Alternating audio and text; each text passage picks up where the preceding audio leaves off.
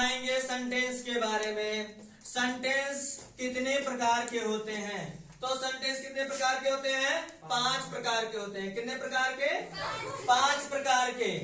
उसके बाद पांचों के अलग अलग प्रकार हम आपको बता देते हैं, जिसमें से पहला है असर्टिव सेंटेंस। क्या है? Assertive sentence. पहला है असर्टिव सेंटेंस। इसको हिंदी में कहते हैं साधारण वाक्य। क्या कहते हैं? साधारण वाक्य। दूसरा है इंट्रोगेटिव सेंटेंस। क्या है?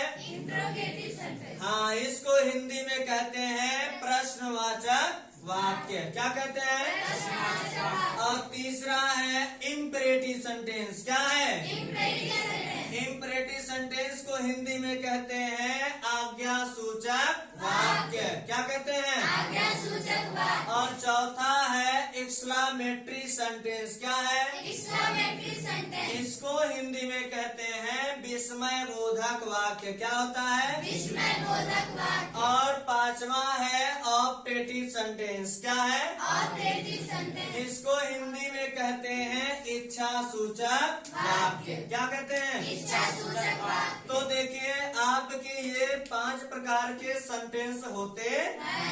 अब ये 5 प्रकार के सेंटेंस होते हैं, जिसमें से हम एक एक प्रकार के सेंटेंस को विस्तार से बताएंगे। जैसे अगर हम बात करें, पहला आपने बताया असर्टिव सेंटेंस। क्या बताया? Assertive sentence. तो असर्टिव सेंटेंस की हिंदी भी आपने बताया साधारण वाक्य। क्या होता है? साधारण वाक्य। तो आपको बता दें, सामान्य तौर पे बोले जाने वाले वाक्य हमारे साधारण वाक्य होते हैं। जो हम जनरली जिसको साधारण बातों के रूप में उपयोग करते हैं, वही हमारा क्या होता है? साधारण वाक्य होता है। ठीक है ना? जैसे बातें कई प्रकार की होती हैं, लेकिन उसमें से मुख्य रूप से 5 प्रकार हुई।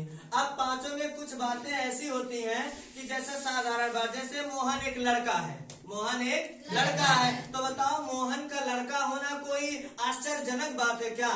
या बहुत कोई चिंता की बात है क्या? ऐसा कोई बात नहीं, ये तो साधारण बात है। सीता एक लड़की है, ये भी साधारण बात है। मैं खाना खाता हूँ, ये भी साधारण, कौन नहीं जानता मैं खाना खाता हूँ। ठीक है ना?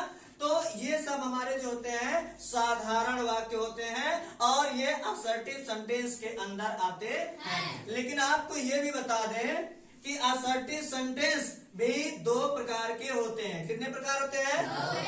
असर्टिव सेंटेंस 2 प्रकार का होता है।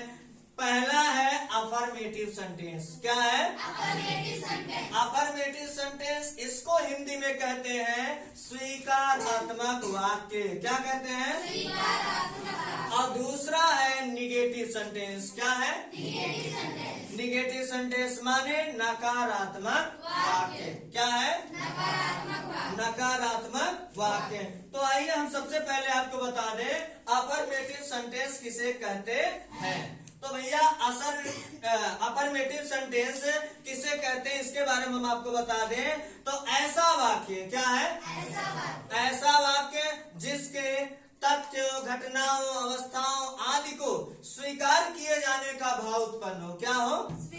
स्वीकार किए जाने का भाव उत्पन्न हो, तो वो हमारा अफर्मेटिव सेंटेंस कहलाता है। ठीक है ना? और दूसरा होता है कि ऐसा वाक्य जिसके मतलब उसमें जो बताया जा रहा है, उसके तथ्यों, घटनाओं, अवस्थाओं आदि को, मतलब उसमें जो भी बात कहा जा रहा है, अगर उसको नकारे जाने का भाव उत्पन्न हो। क्या हो? नकारे जाने का भाव। नकारे जाने का भाव उत्पन्न हो, तो वो हमारा निगेटिव सेंटेंस होता। जैसे मैं खाना नहीं खाऊंगा, मैं चाय नहीं पीता हूँ। तो ऐसे वाक्यों के बीच में नहीं शब्द आता है। क्या आता है? नहीं। मैं पढ़ने नहीं जाऊंगा, मैं चाय नहीं पीता हूँ। ठीक है ना? मतलब ऐसा नहीं अगर हिंदी में आ जाता है तो समझ लो क्या कह रहा है? नकार रहा ना हमारी बात को। मैं आपके पढ़ने नहीं जाऊंगा, इसका मतलब पढ़ने से मना कर रहा है। आए बस समझ में? तो ये क्या हुआ? हमारा नकारात्मक। मैं खाना खाता हूँ, तो ये बात को स्वीकार कर रहा है ना कि मैं खाना खाता हूँ, तो ये क्या हुआ? अफर्मेटिव सेंटेंस हुआ। क्या हुआ? तो जो हमारा असर्टिव सेंटेंस है, ये 2 प्रकार का है। पहला है अफर्मेटिव, दूसरा है निगेटिव। तो एक बार फिर से सुनिए, अफर्मेटिव सेंटेंस माने होता है स्वीकारात्मक वाक्य। क्या होता है? सकारात्मक वाक्य। और दूसरा होता है निगेटिव सेंटेंस माने नकारात्मक वाक्य। तो अफर्मेटिव सेंटेंस को एक बार मैं फिर से और बता दूं कि ऐसा वाक्य जिसके तथ्यों, घटनाओं, अवस्थाओं मतलब उसमें जिस चीज के बारे में बात किया जा रहा है उसको अगर स्वीकार किए जाने का भावोत्पन्न होता है तो उसे हम अफर्मेटिव सेंटेंस कहते हैं। और अगर नकारे जाने का भावोत्पन्न हो तो हमारा क्या होता है? निगेटिव सेंटेंस कहलाता। इन सारी चीजों को कल हम आपको बोर्ड पर लिखवा करके और अच्छे से समझाएंगे। अभी आपको समझ में आया कि नहीं आया? पूरा असर्टिव सेंटेंस समझ में आ गया? असर्टिव सेंटेंस कितने प्रकार के? असर्टिव सेंटेंस कितने प्रकार के? पहला कौन है? दूसरा कौन है? अफर्मेटिव सेंटेंस किसे कहते हैं?